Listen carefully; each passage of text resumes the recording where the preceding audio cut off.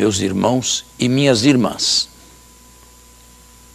estamos no meio do nosso retiro e eu espero e auguro que ele, não por meus merecimentos, mas pela graça do Espírito Santo, esteja dando frutos naqueles que o fazem com a devida diligência e fervor. A morte de Cristo e a nossa com Ele. Todos nós pretendemos viver uma vida satisfatória. Sabemos que não somos eternos neste mundo, mas o pouco ou muito que aqui vivemos, queremos que em tudo tenhamos sucesso. Esta expressão, ter sucesso na vida, é uma expressão ambígua, porque eu posso imaginar sucesso sob diversos ângulos. Eu posso imaginar sucesso no casamento, eu posso imaginar sucesso na profissão, eu posso imaginar sucesso no dinheiro, no poder, na fama. E normalmente são estas estrelas que a vida oferece a alguns e que brilham para todos, ainda que muitos poucos sejam aqueles que a adquirem. Esta satisfação. A vida de Jesus foi uma vida bonita, uma vida bela, uma vida cheia de satisfações. E aqui tocamos uma outra tecla da satisfação. Se se entende por satisfação dinheiro, fama, poder e luxo, nós podemos claramente dizer que isto esteve longe de Jesus. Se se entende satisfação só do ponto de vista do luxo material e do conforto que este mundo pode oferecer, isto esteve longe de Cristo. Mas nós podemos entender satisfação de um outro ângulo, a partir de um outro prisma. É verdade, a morte de Jesus foi uma tragédia pessoal acontecida com ele. Nós não gostaríamos de abraçar uma cruz e sermos nela crucificados. Mas, apesar deste fim trágico, a morte, a vida de Jesus, que conduzia à morte, foi uma vida bela, uma vida que dá sentido. Eu ouço dizer e entendo que foi uma vida bonita. Por quê? E aqui vem outro significado de satisfação. Foi uma vida inteiramente orientada por Deus, foi uma vida inteiramente à luz da palavra ou do beneplácito de Deus, foi uma vida inteiramente entregue ao Espírito de Deus, dócil a Ele, foi uma vida de comunhão intensa com Deus, vivia no provisório, mas se mergulhava no definitivo. E, ainda que a sua morte tenha sido uma tragédia reconhecida por todos hoje, esta tragédia não empanou a vida de Jesus. Por quê? Porque se aos olhos de Pôncio Pilatos e dos que o crucificaram e dos mandantes desta crucifixão foi uma tragédia, do ponto de vista de Deus, foi a vitória sobre a morte. O autor da carta aos Hebreus nos diz que era preciso que passasse por ela aquele que deveria conduzir muitos filhos à glória. Como a morte deve ser transitada por todos nós, era preciso que ele assumisse esta nossa sorte. Portanto, foi uma morte dolorosa, foi uma morte trágica, foi num primeiro momento e, sob certo aspecto, um fracasso, mas um fracasso de pouco tempo, um fracasso de poucas horas, porque interveio Deus de maneira extraordinária e transformou aquela vida de obediência, de amor e de dedicação em ressurreição. Isto se diz de Jesus, não se diz de cada um de nós. Nós esperamos a ressurreição com Cristo, desde que morramos com Cristo. A vida de Cristo foi uma vida bela, foi uma vida bonita e por isto mesmo é uma vida imitável. E todos nós gostaríamos de nos revestir de Jesus Cristo. E os sofrimentos e as amarguras? Bem, o próprio Deus Criador nos colocou remédios à disposição. A medicina está aí para isto e realiza um ótimo serviço. Agora, e aquelas dores, aquelas tribulações que são do espírito ou então não são curáveis? Bem, elas se transformam em cruzes, mas em cruzes que nos levam a um calvário onde está Jesus e onde Jesus nos espera. Um exemplo simples.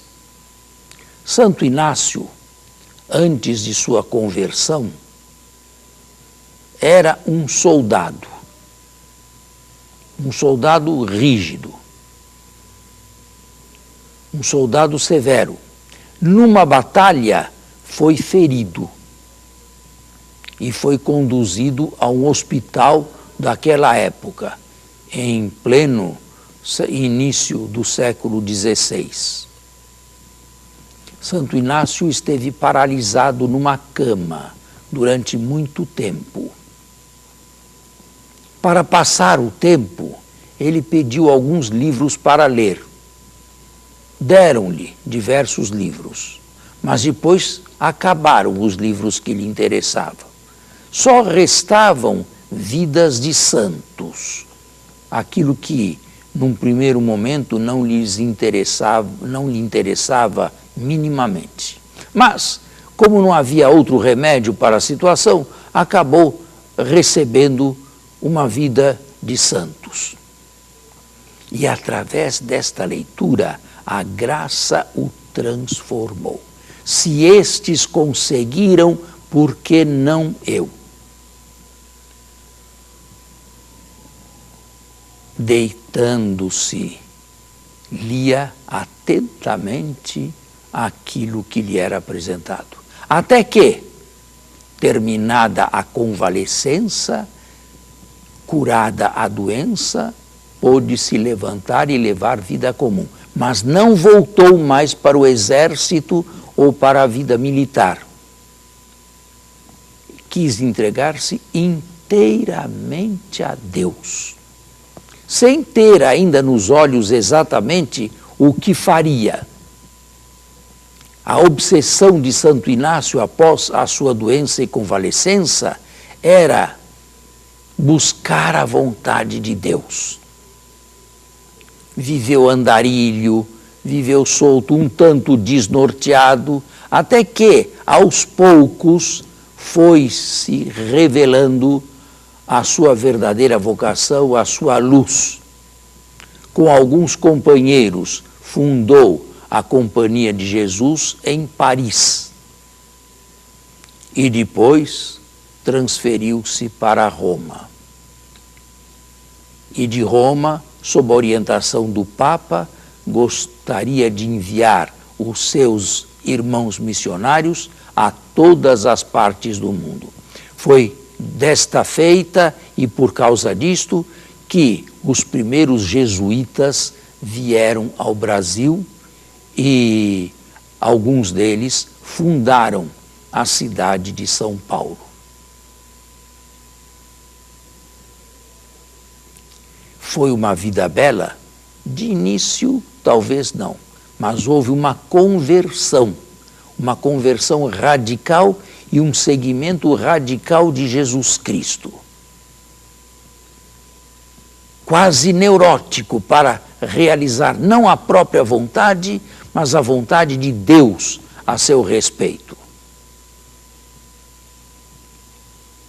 Uma verdadeira e santa e definitiva conversão. Uma vida bonita.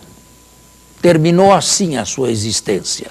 Terminaram assim os seus dias. Uma vida bonita, sobretudo porque no segundo período após a conversão, ele não queria outra coisa senão imitar Jesus Cristo. E, para tanto, instituiu os exercícios espirituais, isto é, os retiros. Os retiros que nós pregamos, os retiros que nós fazemos, têm raízes inacianas. Isto é, tudo proveio dele. E escreveu até mesmo um livro para estes retiros, Princípio e Fundamento. A nossa vida é uma vida satisfatória? É uma vida bonita? Bom, eu já ouvi gente dizer o contrário. Mas por quê?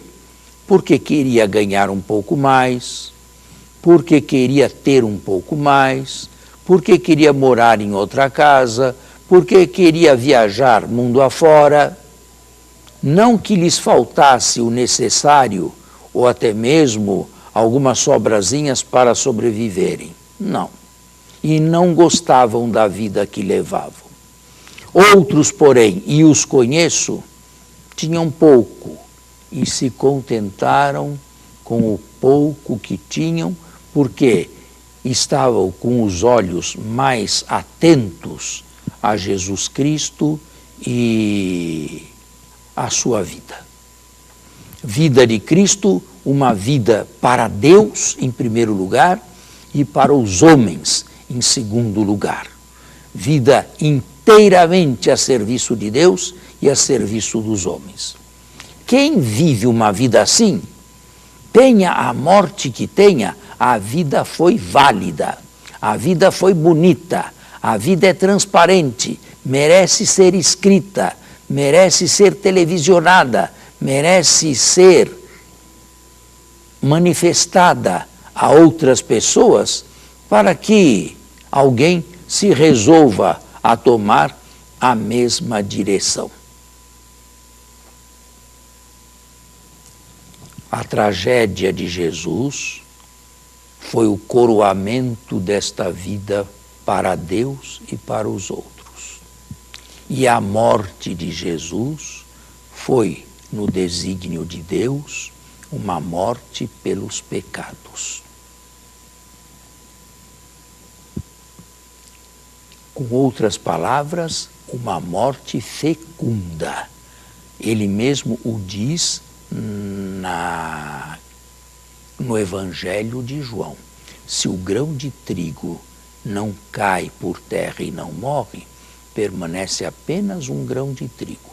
Mas se ele cair por terra e morrer, então ele se torna fecundo e é capaz de produzir muitos outros grãos de trigo. A morte de Jesus foi uma morte assim. O grão de trigo caiu na terra, o grão de trigo morreu crucificado e por causa desta morte, os frutos, que são em primeiro lugar os santos de todas as épocas e a da nossa também, e todos aqueles que vivem na graça e no amor de Deus. Até na morte, e sobretudo na morte, produziu muitos frutos. Até nós, quando morrermos, queremos morrer à morte de Jesus. Sim, da morte nós não escapamos. Da morte não nos livramos. Mas existem duas maneiras de se morrer, e apenas duas. Em primeiro lugar, são aqueles carnais que viveram para si mesmos a vida inteira, morrem sem esperança nenhuma e morrem a própria morte, depois de não terem frutificado em absolutamente nada para Deus. Para onde a morte os leva? Deixemos a resposta a ser dada por Deus. Mas existem aqueles que sempre viveram, como Santo Inácio após sua conversão, para Deus, para a sua vontade santa e para os outros também, enviando missionários ao mundo inteiro, não só ao Brasil, mas até às Índias, com São Francisco Xavier. Estas pessoas que viveram para Cristo e seguiram as pegadas de Jesus também morrem, só que, a diferença dos primeiros que eu citei, não morrem à própria morte. Como estão unidas a Jesus pelo batismo, como se uniram sempre mais a Ele pela Eucaristia, e pela Eucaristia bem celebrada e bem participada, agora entram não na própria morte, mas na morte de Cristo. Cristo lhes oferece a própria morte. E a morte de Cristo, disse eu, foi uma morte fecunda. E morrendo a morte de Cristo, nós morremos uma morte fecunda, que no seu âmago não possui o gélido inferno, mas possui uma porta para a plenitude da vida de Deus, que não se mistura com o nosso luxo terrestre. Uma vida totalmente divina, porque através desta morte entramos para o mistério da divinização. Somos divinizados, nos tornamos Deus, nós também, não por natureza, mas por graça, unidos que estamos a Jesus Cristo, morto e ressuscitado, membros seus para toda a eternidade.